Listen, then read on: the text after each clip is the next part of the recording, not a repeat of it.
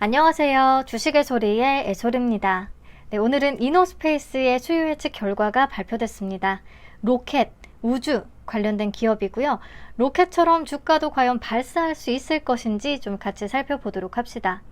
일정상 하이젠 RNM의 환불금으로 이노스페이스의 청약이 가능한 일정이고요. 한국 15호 스펙의 환불금까지도 이노스페이스에 더해서 청약을 하는 게 좋을지 아니면 HVM에 조금은 나누는 게 좋을 것인지 뒤에서 좀 살펴보도록 합시다. 네, 그러면 이노스페이스는 어떤 회사인지부터 알아보도록 하죠. 우주산업은 업스트림과 다운스트림으로 나뉜다라고 컨텍이라는 종목을 공부할 때 말씀을 드렸었어요. 업스트림은 위성과 발사체를 우주 공간으로 쏘아 올리는 분야를 얘기하고요. 회사는 이 업스트림 분야에 속해서 발사체 제작과 발사 서비스를 제공하는 사업을 영위하고 있습니다. 위성 발사체는 인공위성을 궤도에 투입하기 위한 운송수단이라고 할 수 있는 회사는 특히나 소형 위성을 쏘아 올리는 소형 발사체를 독자 기술로 만들고 있습니다. 어떤 차별화된 기술을 가지고 있느냐? 국내에서 유일하게 하이브리드 로켓 기술을 독창적으로 만들었다고 해요. 하이브리드 로켓은 고체 로켓과 액체 로켓의 특장점을 융합한 것이 특징이라고 할 수 있습니다. 로켓은 사용하는 연료가 고체냐 액체냐에 따라서 장단점이 존재하는데요. 고체 연료는 화약과 비슷해서 폭발 위험성이 크고 한번 불이 붙으면 추진력이 조절되지 않는다는 좀 치명적인 단점이 존재합니다. 반면에 액체 연료는 밸브를 통해서 추력이 조절 가능한 반면에 엔진의 구조가 복잡하고 부품 수가 많아서 제작 난이도가 높고 비용이 많이 든다는 단점이 존재했어요. 근데 하이브리드는 엔진 내에 고체 연료는 연소관에 넣고 액체 산화제를 고압으로 분사하는 구조라고 하는데요. 이렇게 고체 연료와 액체 산화제를 함께 쓰게 되면 폭발 위험성을 낮출 수가 있습니다. 그리고 추력은 액체 산화제의 유량을 조절하기 때문에 그렇게 제어할 수 있기 때문에 안정성은 좀 높이면서 부품 수를 줄여서 비용을 절감하는 두 마리 토끼를 잡을 수가 있다고 합니다. 특히나 회사는 고체 연료로서 더욱더 안정성을 높게 갖춘 파라핀 기반의 고체 연료를 개발했더라고요. 폭발 위험성이 현저히 낮기 때문에 위험 대비를 위한 안전 설비를 구축해야 된다든지 이런 관리 측면에 있어서 비용을 절감할 수 있다고 합니다. 그래서 경쟁사 대비 훨씬 높은 가격 경쟁력을 확보할 수 있다는 게 차별화 포인트겠죠.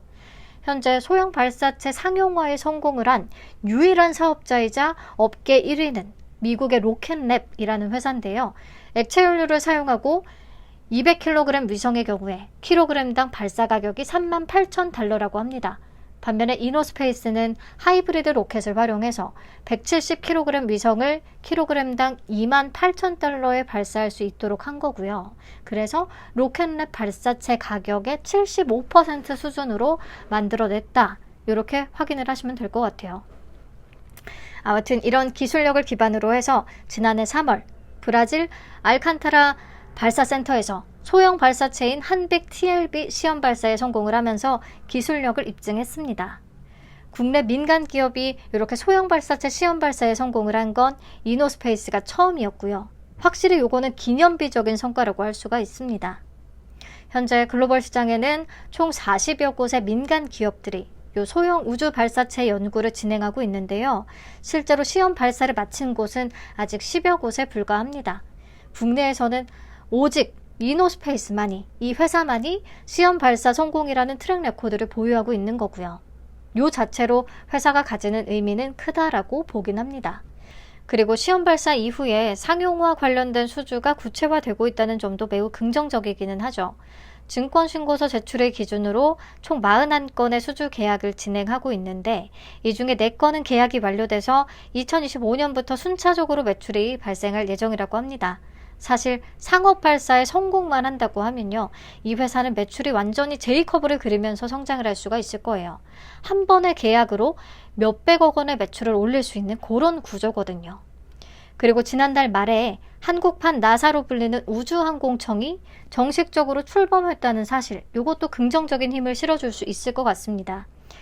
뉴 스페이스 트렌드에 맞춰서 민간 주도의 우주 개발을 강조하는 내용이 되겠고요. 우주 개발 투자가 본격적으로 확대되면서 위성 발사가 급증할 것으로 전망이 됩니다. 특히나 뉴 스페이스 시대를 이끌고 있는 건 산업적인 수요가 큰 소형 위성이고요. 이노스페이스는 이 소형 발사체에 집중을 하고 있는 회사잖아요. 그래서 마침 상장을 할 때 좋은 뉴스다라는 생각이 들기는 하네요. 특히나 소형 발사체는요, 무기로 전용할 수 있기 때문에 국가 간의 판매나 기술 이전이 금지되어 있거든요. 그 말은 우리나라도 스스로 만들어내야만 한다는 소리인 거죠. 그 역할을 이노스페이스가 해내고 있는 거고, 그렇다 보니까 정부도 이노스페이스의 다수의 연구과제를 맡겨오고 있습니다. 정부 지원 사업을 20여 건 수행했고 현재도 6건 정도 진행을 하고 있고요. 그래서 국가가 미는 테마 중에 하나고 이노스페이스는 또 그 선봉장에 있다라는 게 조금 포인트가 될 것 같아요. 그러니까 당연히 이 회사에 거는 기대는 굉장히 클 수밖에 없는데요. 그래도 상업화 실패 위험이 있다는 것은 변수로 꼽을 수밖에 없겠습니다. 지금 시험 발사에 성공한 상태인데 시험 발사는 지구 궤도 중에서도 고도가 가장 낮은 저궤도에도 못 미치는 준궤도에서 이루어진다고 하는데 그마저도 지금 몇 차례 실패한 이후에 성공을 한 거거든요. 본격적인 상업화를 위한 본궤도 발사는 위성 탑재는 물론이고 1단과 2단을 분리하는 기술까지 필요해서 실패 가능성은 더 높아질 수밖에 없다고 합니다. 현재 이 분야에서 가장 앞서고 있는 스페이스X도 3번의 실패 끝에 현재 지위에 오를 수 있었던 거잖아요. 아무튼 상업 발사에 실패를 한다면 계획이 다 틀어질 수밖에 없는 거니까 회사의 추정 실적 달성이 어려울 수도 있다라는 게 가장 큰 리스크가 되겠습니다. 이 정도 보시면 될 것 같아요. 자, 실적은 얘기했듯이 본격적인 상업화 이전 단계이기 때문에 유의미한 매출이 발생하지는 않고 있고요. 그래서 당연히 적자 지속입니다. 그래서 A와 A 등급을 받고 기술 특례 상장을 추진하게 됐네요. 그래도 더블 A이기는 해요. 네, 사실 주식이 꿈을 먹고 가는 게 주식이기 때문에 그런 측면에서 이런 회사는 또 나름의 매력이 충분히 존재하기는 한데 근데 어쨌든 공모주로 접근을 하는 입장에서 공모가, 밸류 측면은 또 다른 얘기기는 하잖아요. 이노스페이스에서의 가장 논란은 공모가를 산정할 때 비교 기업 중에서 제노코의 높은 펄을 그대로 적용했다라는 부분이었거든요. 정정을 통해서 어떻게 변경을 했는지 한번 같이 볼게요. 우선은 23년 온기 실적 기준으로 제노코의 퍼인 75.23배를 그대로 포함해서 평균 퍼 49.07배를 계산했고요. 굉장히 높죠. 요게 근데 조금 그러니까 24년 1분기 연안산 순이익을 기준으로 오르비텍이라는 종목을 또 포함을 시켜서 평균 퍼 35.53배를 산출했어요. 요때는 제노코가 24년 1분기가 적자기 때문에 제외했고요. 그래서 굳이 이 둘의 평균치인 42.30배를 적용했습니다. 보통은 근데 이렇게 되면요. 그냥 둘 중에서 낮은 펄을 적용을 하거든요. 근데 굳이 또 평균을 낸 거죠. 그리고 주당 평가가액을 산출을 할 때는 이 종목도 마찬가지로 26년 추정순이익을 끌어다 썼고요. 그래서 주당 평가가액 57,754원을 산출했는데요. 회사 측이 제시한 추정손익 계산서를 한번 살펴보면 내년 2025년이면 바로 순이익을 갑자기 달성할 수 있을 것이다 라고 해놨어요. 근데 대부분은 여기에 좀 갸우뚱하는 분위기인 것 같습니다. 왜냐하면 세계적으로 상업 발사에 성공한 소형 발사체 기업들 여전히 모두 적자를 기록하고 있기 때문이에요. 대형 발사체 제조사는 스페이스X, 여기는 설립 후 20년간 지금 적자를 기록하고 있고 직접적인 경쟁사라고 할 수 있는 소형 발사체 기업 앞에서 얘기했던 로켓랩, 미국의 로켓랩은 상업화에 성공을 했고 매출이 성장하는 추세에 있기는 하나 여전히 또 적자를 시현 중에 있습니다. 아스트라는 본궤도 발사에 성공을 하고도 그 이후에 계속 발사 실패로 힘들어하고 있는 상태고요. 그래서 길게 얘기를 하기는 했지만 공모가는 장밋빛 전망과 애써 올려잡은 퍼, 요 두 개로 인해서 좀 높게 산정된 감이 있다라는 것입니다. 할인율은 37%에서 25%, 기술 특례치고는 딱히 높은 수준으로 적용이 되지도 않았고요. 네, 그래서 특히나 수요 예측 결과가 굉장히 궁금한 종목이었는데 기관들의 평가는 어땠을까요? 경쟁률은 598.87대 1을 기록합니다. 2159개의 기관이 참여했어요. 그러면 참여 건수가 라메디텍 이후에 최근 종목들에 비해서는 조금 낮은 수준으로 보이기는 하고요. 경쟁률 또한 좀 낮아 보이는데 공모 규모가 비슷한 것들하고 비교해 볼 필요가 있겠죠. 최근 제일 M&S와 비교를 해볼 수가 있겠습니다. 공모 규모가 제일 M&S가 조금 더 작긴 했었거든요. 그럼에도 참여 금액과 평균 참여 금액이 이노스페이스보다 더 많았었어요. 그렇다라고 하면 이노스페이스의 경쟁률은 아주 높다라기보다는 적당히 높다라고 보는 게 맞겠습니다. 넘어가서 신청 가격 분포표 볼게요. 밴드는 36,400원에서 43,300원 제시했는데요. 생각보다 기관들이 또 상단 이상을 다 질렀더라고요. 98%에 달하는 기관이 상단 이상에 참여했습니다. 그리고 여전히 상단 초과의 비율이 높기는 했지만 공모가 고평가에 대한 논란을 인지하고 있을 테고 워낙에 기본적으로 덩치도 조금 있는 종목인데다가 뒤에서도 얘기하겠지만 확약 비율이 너무 낮게 나와서 눈치를 보다가 그냥 공모가를 높이지 않고 상단인 43,300원에 확정을 한 것 같아요. 좀 머리를 써서 전략적으로 한 것 같아요. 그냥 제 뇌피셜이긴 합니다. 그래도 연달아 상단 30% 초과가 기본값이었는데 그냥 상단에 확정이 됐기 때문에 심리적으로 좀 좋은 영향을 줄 수는 있겠어요. 자, 확약은 건수 기준으로 1.20%, 수량 기준으로 1.99%, 뭐 거의 없는 셈입니다. 요게 미래 실적에 대한 의구심이 지금 들기 때문에 확약을 걸기에는 당연히 불안감이 컸을 것 같아요. 자, 그래서 종합적으로 수요 예측 결과는 보통 수준이다 라고 봐야겠죠. 그럼 공모 개요 체크하겠습니다. 공모가가 43,300원에 확정되면서 공모 금액은 약 576억 원, 시가총액은 약 4,060억 원의 사이즈로 상장을 추진합니다. 청약은 20일부터 21일, 이틀간 진행되고요. 환불까지 4일이 걸린다는 단점이 있고요. 상장은 7월 2일로 예정이 되어 있습니다.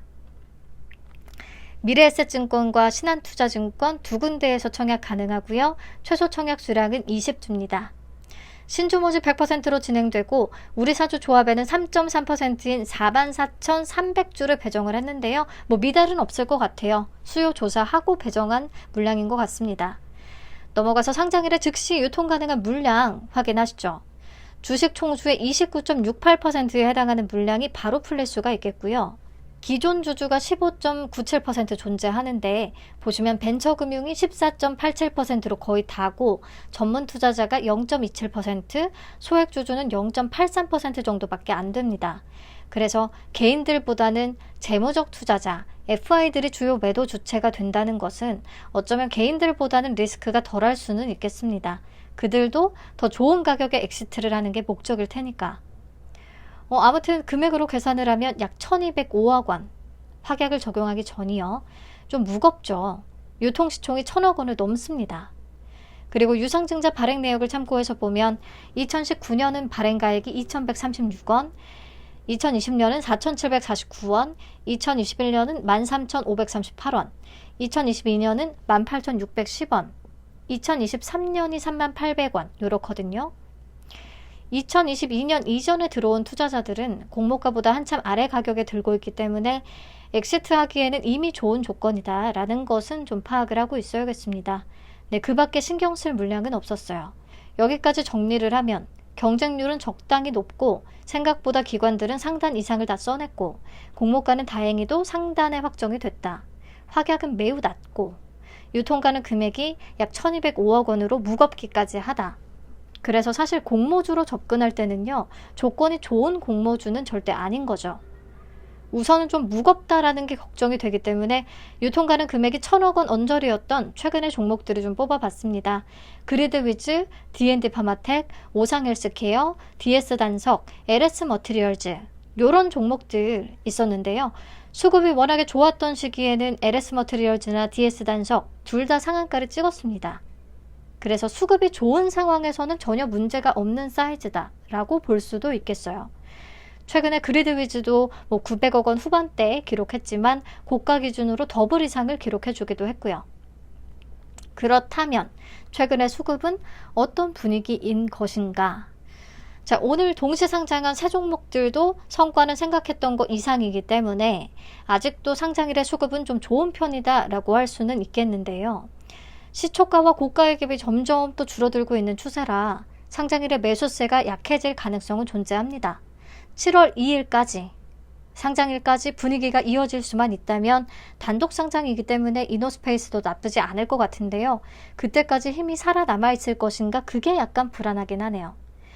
우선 그리고 오늘자 기준으로 장외 시세를 참고한다면 75,000원에 형성이 되어 있거든요. 공모가보다 73% 정도 높은 수준입니다.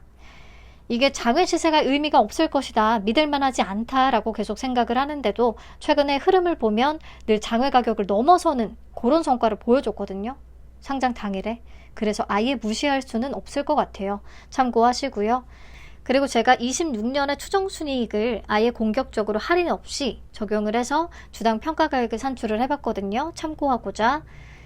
적용 퍼는 신경이 쓰였던 제노코를 아예 제외한 24년 1분기 연한산 실적 기준에 회사 측이 제시했던 퍼 35.53배를 그대로 적용을 했고요.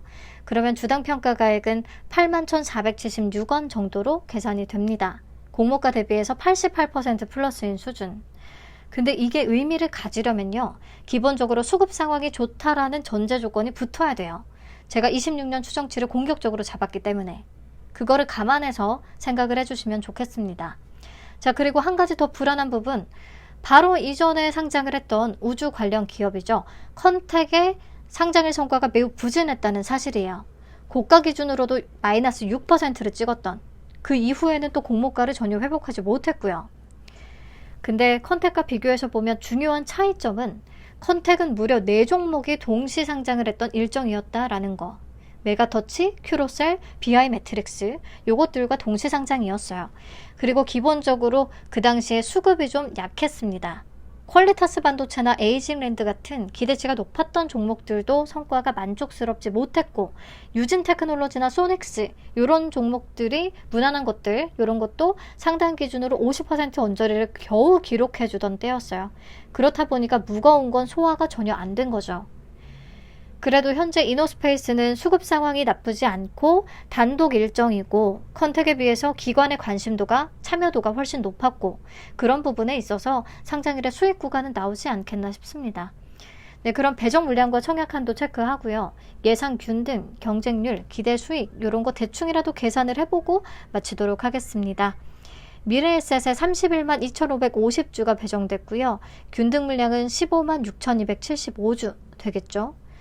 온라인 청약 시에 우대 등급에 해당하기 때문에 3만 주까지 청약이 가능하고 증거금으로 6억 4,950만 원까지 가능합니다. 신한은 배정 물량이 엄청 적어요. 가장 최근 SOS랩의 BNK랑 비슷한 상황인 거죠. 균등 물량은 9,975주밖에 안 되고요. 신한도 온라인 청약 시에는 200% 등급에 해당합니다. 1,200주, 2,598만 원까지 청약 가능하겠습니다. 최소는 둘 다 20주, 43만 3천 원을 준비해야 하고요. 네, 그러면 균등 수량부터 예상을 해볼 건데요. 오늘 하이젠 RNM에 총 42만 건 가량이 참여했는데 이노스페이스는 약간 좀 못 미치는 40만 건 정도를 잡았습니다. 그러면 미래는 38만, 신한은 2만 이렇게 대충 나눠봤어요. 어쨌든 두 증권사 모두 확률이 다소 낮은 추첨 한 주이지 않을까 싶습니다. 그리고 이렇게 청약 한도의 차이가 큰 경우에는 SOS랩에서 경험을 했듯이 두 증권사의 비례 경쟁률 차이도 꽤 클 겁니다. 저는 미래의 8.3조, 신한의 약 2,500억 원 정도를 생각을 하고 있는데 조금 더 들어올 수도, 덜 들어올 수도 있습니다. 우선 제 예상 기준, 미래는 비례 경쟁률 2,453대 1 정도, 신한은 1,158대 1 정도. 신한은 한도가 워낙에 낮기 때문에 저는 미래에셋에 1억 원을 가정을 하고 기대 수익금을 계산해 보도록 하겠습니다. 참고하시라고요. 1억 원으로 4,600주 청약 가능하고요. 비례 경쟁률 2,453대 1이라고 하면 비례는 2주가 가능합니다. 배정 금액은 86,600원이 되겠고 조금 보수적으로 50%를 잡으면 기대 수익은 43,300원. 환불까지 4일이 걸려서 4일치 파킹 이자를 계산을 한다면 약 3만 원 정도가 되거든요. 그래서 50% 올라봐야 남는 건 10,000원 정도다 라는 결론이에요. 70% 정도만 올라주면 그래도 3만 원 정도를 남길 수 있을 텐데 1억 원 투입하는 것에 비해서는 수익이 작다고 느껴질 수가 있겠습니다. 네, 그리고 이노스페이스와 HVM 둘만 딱 놓고 기대 수익을 비교를 해본다면 제 예상 경쟁률 하에서는요, 둘의 배정 금액 자체는 좀 비슷할 것 같아요. 약 1억 원 청약을 한다고 쳤을 때 이노스페이스가 86,600원, HVM이 9만 원. 그러면 아무래도 덩치가 조금 더 작은 HVM의 기대 수익률이 좀 더 높을 수가 있으니까 어쩌면 HVM이 수익에 있어서 좀 더 유리할 수도 있겠다라는 생각이 들거든요. 그래서 혹시나 한국 15호 스펙의 환불금을 LCRM 환불금에 더해서 이노스페이스까지 가야 될지, 아니면 HVM에도 좀 청약을 해야 될지, 또는 지금 가지고 있는 자금 내에서 HVM과 이노스페이스를 고민하는 분들 계시다고 하면 HVM을 조금 하시는 게 나을 것 같아요. 네, HVM의 기대 수익이 좀 더 클 가능성이 있겠습니다. 물론 내일 경쟁률 좀 봐야겠죠. 영상이 너무 길어져서 서둘러 마무리해 보도록 하겠습니다. 편안한 저녁 시간 보내시고요. 저는 내일 또 인사드리도록 할게요. HVM 2일차 경쟁률 방송으로 인사드리겠습니다. 감사합니다. 안녕.